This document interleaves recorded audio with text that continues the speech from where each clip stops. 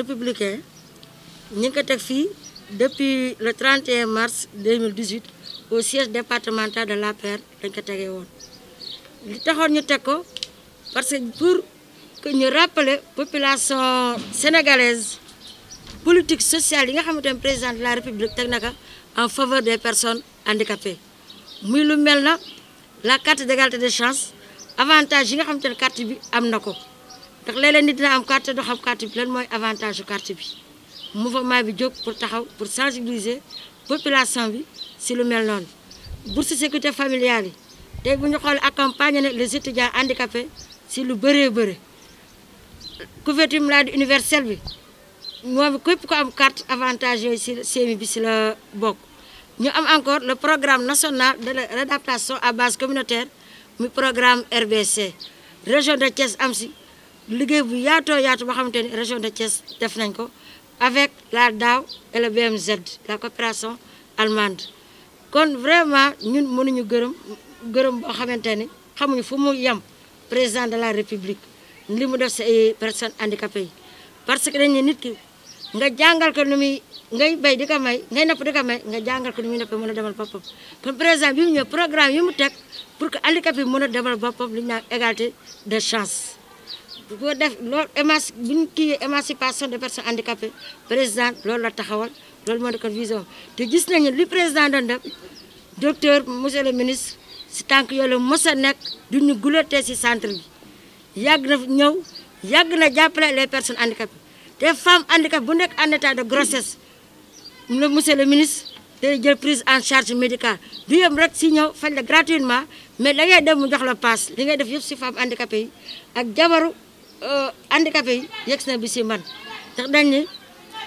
golo gën nga gudd na lool waaye si loolu si laal borom yëkk ba nga xamante sama njaboot lañu koo si defal lépp yegg si na ba fii si man kon mënuñu la fay dañ naan looy vraiment ñu duñ def lu di la remercier di la sant mais de présentation au mouvement bi Thiès présidente bi di man premier vice président bi di Adama Dione bu Kayar deuxième vice président bi Abdou Khadre Fall secrétaire général bi Marème Sall secrétaire général adjoint El Hadj Dieng trésorière Mariama Dem trésorière adjointe Aïssatou Diop chargé de la communication Aïssatou Tine chargé de l'organisation Awa Diop Ndiaye chargé des élections Abdoulaye Diouf coordination des femmes Niania Kounto et Degen Dem chargé de la culture des jeunes Ismaïla Diallo coordinateur des élèves et étudiants handicapés républicains Gaston Judicial Mantane coordonnateur chargé des projets Idrissa Sow comité des sages Gana Gueye lii moom mooy bureau bi nga xamante ni moom lañ teg di le 31 mars 2019 au siège départemental de l'APR du mouvement des handicapés républicains Thiès di gërëm ñëpp bàyyuma kenn te di wax monsieur le ministre fii mooy suñu code de centre des handicapés ñuy mener activités yu bëre yoo xamante ni dafa laal ci sa ministère lu mel ne couture teinture transformation fruits et légumes batik cordonnerie ñi ngi def sérigraphie fabrication de sacs cartonnés loolu yëpp boo xoolee ci aar la bokk kon ñun ñu ngi ci sa ministère génnuñu ci di wax ni bi ñu déposé personnes handicapées bëri am nañu déposé woon pour ñi nga xam seen activités yi c'est impacté par la Covid mais boobu ba léegi dégguñu benn réponse am ñoo xamante ne bañ koy yëg dafa xaw a yéex ay handicapés yoo xam ne ñu ngi doon liggéey te seen i liggéey yëpp taxaw na ndax Covid bi ku xam tey ji centre bi partenaires yi doon ñëw ñoo doon jàppale personnes handicapées yi ci produit yi nga xam te ni ñu ngi ko doon confectionné mais tey bu ñu xool depuis décembre 2019 la ONG gëj a ñëw Sénégal kon bu ñu xoolee tey suñu produit yi ni mu doon écoulé woo ak ni ñu doon liggéey mënatul nekk tey bu ñu doon liggéey dans un groupe de femmes pour 10 personnes pour def transformation mënatuñ ko parce que loolu doo waroon liggéey ci 2 jours 3 jours da nga koy liggéey ci 10 jours pour respecter les mesures barrières ndax dañuy ragal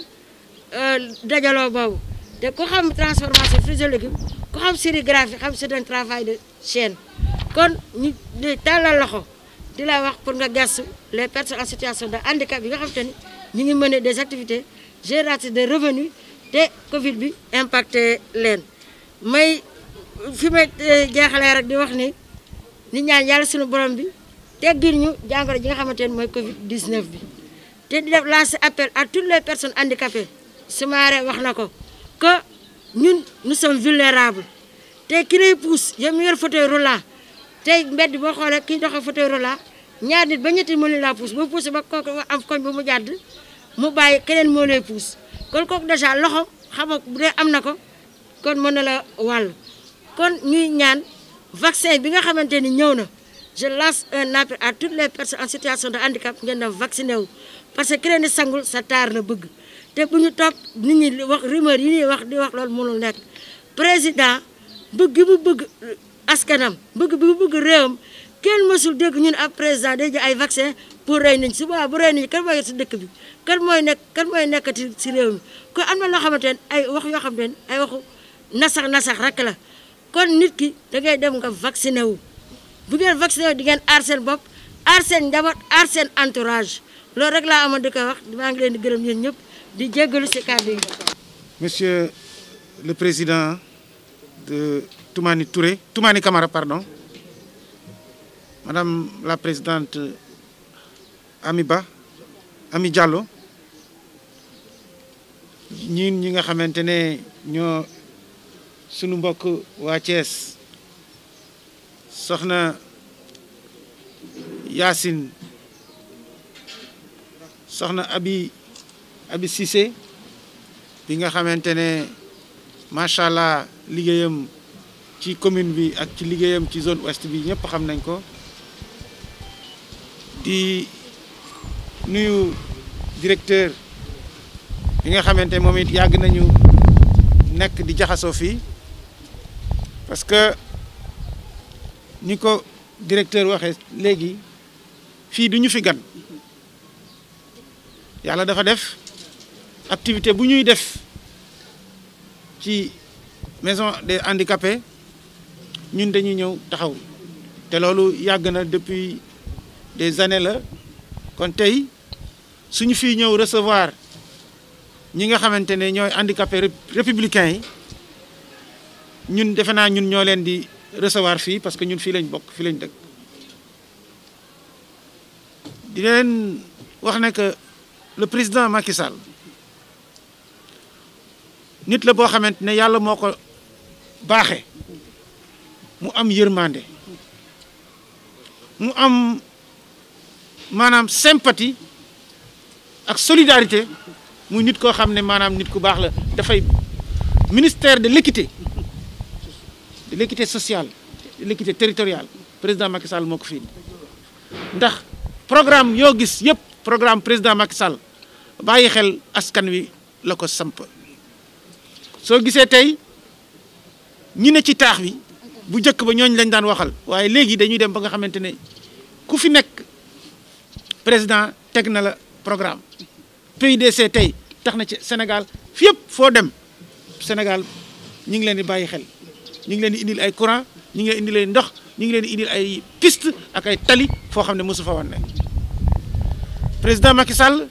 teg fi tam lu ñuy wax Promoville dëkk yoo xam ne fàtte woon nañu leen kenn mosu faa def dara indépendance ba tey soo fa demee tey ji dëkk yi yëpp fa yëngatu tali yaa nga fay am lépp nga fay am Promoville président ne tamit ñi nga xamante ne ñoo dëkk ci dëkkuwaay yu sori yi te jege yeneen dëkk yi souvent dañ leen daan fàtte mu indi leen piment maanaam yooyu yëpp ay actes yoo xam ne fort la pour l'équité territoriale ak équité sociale mais nag président am benn fibre particulière pour handicapés yi jël ministre conseiller teg ko ci wetam rien que pour les handicapés jël tamit programme yi nga xamante ne programme bi gën a mag muy programme couverture maladie universelle CMU mu indi carte d'égalité de chance dugal ko ci biir carte d'égalité de chance nag man yàgg naa ak handicapés yi seen waxtaan yëpp loolu la daan nekk waaye ñun kañ la ñuy am suñu carte d'égalité de chance kañ lañ koy am abi mi nga xamante ne sama sœur la yàgg naa toog ak moom mu koy ñaxtu boobu président Macky Sall ba mu egsee moom moo indi carte d'égalité des chances te chaque année incha allah dina ko yokk balaa mu ñu pare dina ko dajal ñëpp tous les handicapés dinañ am seen carte d'égalité des chances parce que loolu mooy équité sociale tey nag ñu ne ci situation exceptionnelle Sénégal dafa nekkoon ci période bi ñu doon wax période boo xam ne da doon yéeg chaque année mu am taux de croissance boo xamante ne dañ ko envier ci àddina bi jóge ci 2% bañ fi ba muy président di jot moins de 2% la amoon comme taux de croissance ci Sénégal ba président di jot nguur gi mu yóbbu ko ba 6,7 su du woon mbas bi ñu ngi woon ci 7%, plus de 6 ans affilés mu amuñu moins de 6%. waaye comme li ñuy wax xalam na man na bay neex Covid daal di ñëw dugg tënk lépp waaye sant yàlla yàlla defal ñu nawet bu baax fekk président tamit jël ay matuwaayam parce que nawet gu baax te fekk jëloo say matuwaay réccu moo ci am mais bi yoon kenn réccuwul ndax président balaa nawet gi ñëw il ne 60 milliards teg ko ci agriculture gàttandu agriculture ba tey jii macha allah ñu am ay production record et dans tous les domaines waaye nag mbas mi ñëw nag tënk ñu muy laaj ci ñun nag ñu am taxawaay bu bees bu ñu war a taxaw bi nag muy taxaw exemplaire ci première vague bi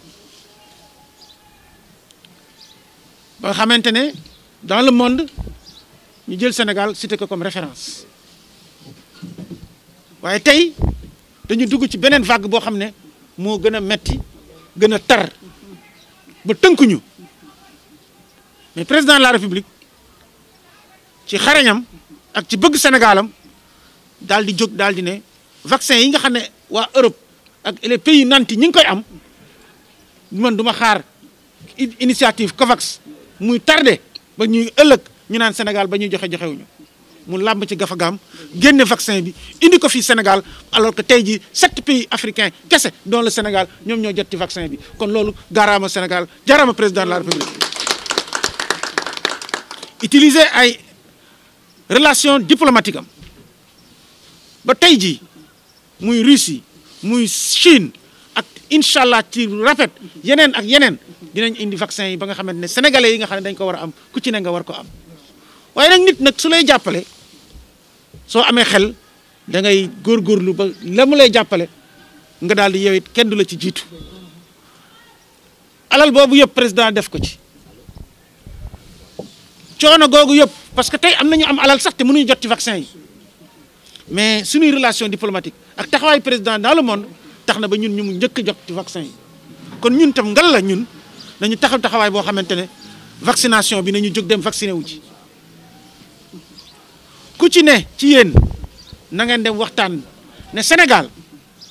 vaccin du tey la fi door yàgg nañ ko def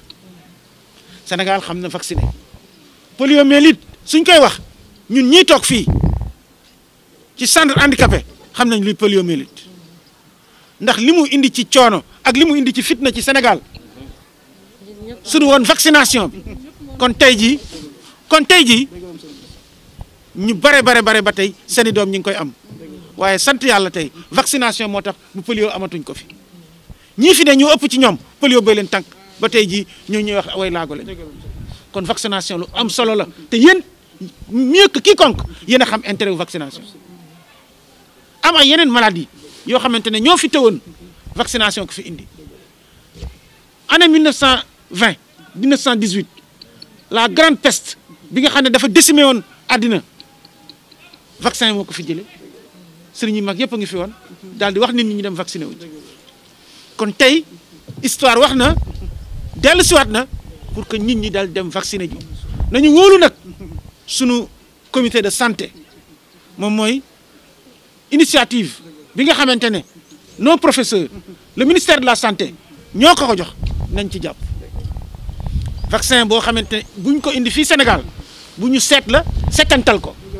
ba xam ne c'est des vaccins yoo xam ne amul benn gaañ amul benn coono boo xam ne nit dina ko ci am loolu président de la République moo ko fi indi nañ ñun tamit nañu wóolu suñu personnel médical jaaraama suñu personnel médical seen taxawaay rafet na kon tey nag nañu gën a góorgóorlu sant nag bu baax les handicapés yi nga xamante ne surtout les handicapés républicains ci seen tournée bi sensibilisation bi nag baax na mais yéen lii ngeen def jóg wër Sénégal di waxtaan ak seen i mbokk di waxtaan ak nit ñi loolu la président bëgg parce que initiative bi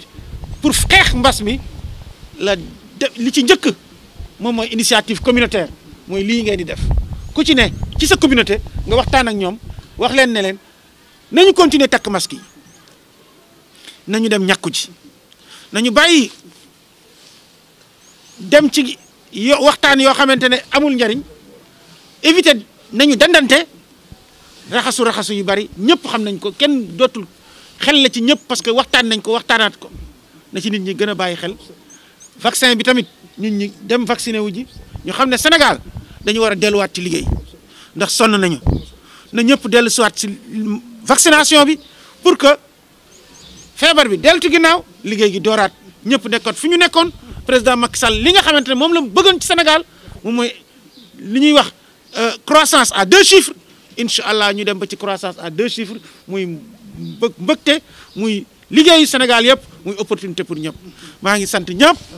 di leen nag waxaat ñi nga xamante ne ñooy jigéen ñi surtout am nañu seeni groupement yi ñuy liggéey ñu rafetlu ko lool yàlla yàgg ak ñoom am naa fan yi benn projet boo xam ne ñu ngi koy doxal ak DER pour financer groupement des femmes handicapées yi ñu ngi koy dox te incha allah ci lu gàtt dinañ ci waxtaan ak yéen pour que yéen tamit ngeen mën see jot ndaxte président Macky Sall loolu la wax équité de chance autonomie des handicapés kooku président de la république daf koy nekk loo xam ne kéedoom la pas-pasam la kon ñun dinañ ko ci àndal ndax ñun président lañu àndal ni leen sant di leen gërëm wasalaam. informel maa ngi lay dalal maa ngi lay remercier ci tooyaay bi alors Yacine Ba ñu ngi remercier Ba ak au niveau du Kees donc avec tout staff ndax yi ma àndal jógee Dakar ñëw Kees fekkee ko donc monsieur le ministre ak tout le cabinet aussi d'abord monsieur le ministre un peu de témoignage rek parce que ñun équipe dañu àndal quoi mouvement bi di si liggéey bon parfois da ci mouvement bi dina benn xarit di coordonner moomu dans le cadre du mouvement pour ba décanter d'autres problèmes yàlla def sama agent bi dafa empêchement wala fii mais dafa empêchement Cheikh Ndiaye donc mën a coordonner avec chef de cabinet vraiment wax ko vraiment programme bi doxal ci Sénégal donc concernant bas bi ci xamante ne depuis le 2 mars la commencé adduna bi mu jaaxal seen adduna bi jaaxal seen Afrique jaaxal Sénégal donc boo xoolee après le 2 mars président dafa dina am après tous les forces de la nation ñu jàpp ci xeex bi vraiment mun na jógee fii parce que dafa jaaxal yëpp a fay ci amoon bi donc yàlla def CC di ko ensemble agent bi vraiment ndax Cheikh vraiment maa ngi koy sant à passage di ko remercier aussi monsieur le ministre da ko dénki ndax vraiment moo dirigeanté vraiment le programme d'aujourd'hui donc CC maa ngi ko dénk bu baax vraiment ku jar teel a ko andi quoi c'est un bon collaborateur aussi tous les collaborateurs aussi quoi bàyyi ma kenn ah mais aussi c'était important pour de dire cela donc vraiment loolu su ma fi jógee donc voilà comme ni ko ñëpp waxee donc le 2 mars nos jours jaaxal na àdduna yëpp donc depuis boobu mouvement dafa jóg donc di xeex mbir bi donc concernant les kits sanitaires avec sa sensibilisation information pour lutter vraiment mbir bi mën a dal voilà gooy comme ni ko gars yi waxee nous sommes vulnérabilité donc man ñu suñu dal rek c'est un peu automatique je pense vraiment moom mooy suñu dal la suñu tànk xool yi autorités yi jàppale ci bagage yi mu yóbbu ci mbokk yi on peut pas fu ñu fekk jàppale ci mbir bi donc yàlla def mën a mu am succès au moins yàlla def ba première vague bi ñi xeex vraiment ba mu vraiment mu wàcc bu baax a baax a baax donc depuis deuxième vague bi ak vitesse mu jaaxal Sénégal encore une fois jaaxal aussi monde bi donc boo xoolee Kees Dakar aujourd'hui qui sont vraiment très frappants donc boo xoolee les cas sévères comme ce que le bien sanitaire dit c'est entre les deux régions moo waral sax le président de la République mu vraiment décrété couvre-feu état d'urgence état de siège au moins toujours rek pour pouvoir fermer le maladie qui est toujours là mortel dangereux donc moo waral vraiment je pense que tu as compris donc nga jàppale sama waa Kees yi tey jii donc di la remercier donc juntal ba jox ni la dimbal donc ci vraiment mesure barrière bi takk masque bi laver les mains ak des savons donc mu dimbal vraiment au moins donc vraiment mu may daal sama mbokk yu handicapé yi mais aussi la préparation de manière générale vraiment boobu ñu ne sant di gërëm en tout cas at ko xam ne at bu noble la donc c'est courageux mais c'est aussi voilà xam loolu remercié nañ ci defal la ko donc taxawal foofu en tout cas ñu ngi continuer parce que commencé na depuis boobu donc deuxième vague bi mouvement démarré na ko je pense tey vraiment grâce de vraiment ton humilité donc en tant que ministre mais aussi docteur je pense que vraiment ku di docteur je pense un peu sensible les gens notamment les personnes vulnérabilités donc boobu vraiment ñu ngi remercier bu baax at bi nga defal tey jii donc amuñ sa fay yàlla yàlla fay en tout cas taxawal yokku liggéey bi en tout cas comme faire bi le président jox président Macky Sall notamment ton leader le président Idrissa Seck ne ko vraiment renouveler encore une fois mu gën a yokk jëm ko en tout cas incha allah boobu mouvement yëpp ne ko ñaanal comme ni ko gars yi waxee donc boobu suñu kaddu la xam ne baaxee ko en tout cas donc comme ni koy waxee mouvement handicapé c'est un mouvement national donc tous les programmes de l'État de mouvement d'enfants de cela y compris ku laal état daf ñuy laal mouvement bi boo laalee le président aussi le mouvement prend que le créneau pour vraiment contre le débat que ce soit positif négatif donc le président Macky Sall ci boppam xam na loolu moo tax vraiment au moins am na pàcc bu mu jagal mouvement handicapé de l'APR vraiment boo xoolee man mi tout récemment il m'a fait conseil sans émission donc am na pàcc bu ñu jagal ci mouvement handicapé de l'APR parce que xam na liggéey bu bu baax dans son politique sociale donc dans son politique contre la mendicité contre l'employabilité donc il a commis dans ce sens-là boo xoolee tous les programmes de l'État aujourd'hui depuis 69 jours c'est la première fois les personnes handicapées sont pris en compte intégrées dans la société. Ça c'est le président Macky Sall qui a fait ça, c'est important monsieur le ministre. Concernant avec le cadre de naissance, tous les avantages qui sont là, l'employabilité, la fonction publique, vous voyez, c'est la première fois au moins les handicapés ils sont vraiment pris sur la fonction publique. Avant mon fille, les handicapés sont du premier parce que tout simplement c'est le président Macky Sall qui a entamé de cela. C'est important, là c'est très important monsieur le ministre. Vous voyez, fonction publique, un homme qui sont là-bas handicapés, comme un employé bien, il a compris. Donc je pense que le président Macky Sall, comme nous avons tout récemment, c'est ko xamuñ ko sax mais ñoom am ay njëriñam donc Sénégal c'est important vraiment ñu ma bàyyi ci xel ci président Macky Sall fii nekkul fi boppam askan la fi nekkal Sénégal la fi nekkal Afrique la fi nekkal li mu jëmee Sénégal changé li mu jëmee Sénégal jëm kanam li mu fekkee vraiment Afrique avancée donc ça ce sont souhaits ce sont combats ce sont luttes donc c'est pour cela ñun depuis 2011 nos jours fu ñu tee foofu la et puis foofu la aussi encore une fois monsieur le ministre en tout cas le nouveau vraiment le fait que mu def le ministre je pense comme ni ko doyen waxee fii dans centre loolu rafet na lool vraiment donc boobu ñun ñu ngi koy magnifier vraiment di sant di gërëm donc fii la et puis incha allah xam naa ci kaw nga dem mais pas wàcc suuf parce que vraiment comme depuis à montré 50 mètres wax na ko c'était le cas donc je pense handicapé moom pour le défendre aussi da nga ko gis automatique boobu yàlla ko def quoi donc je pense que ça va toujours continuer dans ce sens là en tout cas je tiens à vous remercier donc le mouvement souverain qui est là ñëpp ñu ngi lutter pour mu jógee fii je pense inchallah avec les nouveaux vaccins ce que Yacine Ba a bien dit donc je pense que le faux information qui est en train de ventiler dans les réseaux sociaux c'est un faux débat une fausse déclaration je pense les Sénégalais il faut comprendre dans ce sens là donc pour pouvoir vraiment jóge dem vacciner ji au moins que bu jógee bu wàññee rek économie bi dina jógaat emploi dina am donc demadi dina yomb alors commerce dina dem donc pour yooyu am il faut que vraiment ñu fexe vacciner wu et puis prendre toutes les mesures qu'il faut su ko defee les choses vont revenir à normal su ko defee donc dina yomb ci Sénégalais yëpp mais nag yeneen les mal intentionnels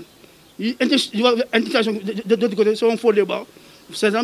tous les Sénégalais ils comprennent vraiment ñu xam dina jël c'est des faux débats en réalité bu ñu vacciner soit donc on prend tous les vraiment mesures qu'il faut sur les districts sanitaires et les vraiment sociétés de la santé je pense inchallah les choses vraiment il va réduire une fois c'est réduit donc